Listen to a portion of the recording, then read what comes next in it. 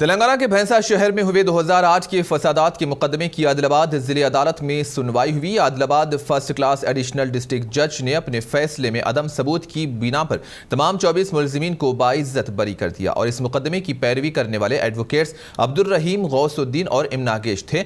इस मुकदमे की पैरवी करने वाले एडवोकेट्स ने मीडिया से बात करते हुए कहा कि तवील अरसे से चल रहे इस मुकदमे में तमाम 24 मुलजिमीन को अदालत ने बाइज्जत बरी कर दिया है। इन्होंने महकमे पुलिस से मुतालबा किया कि भैंसा 2008 के फसादात में मुलव्विस असली मुजरिमीन को तलाश करके उन्हें सजा दें ताकि आइंदा किसी किस्म के नाखुशगवार वाक़यात पेश न आ सके। 2008 के फसादात में 3 लोगों की मौत हुई थी।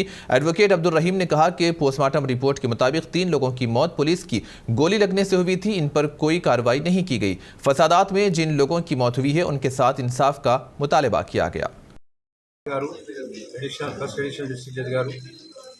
అన్ని సాక్ష్యాలను పరీక్షించిన తర్వాత ఈ 25 మంది నేరం చేయలేదన్నట్టు డిసిషన్ ఇచ్చారు.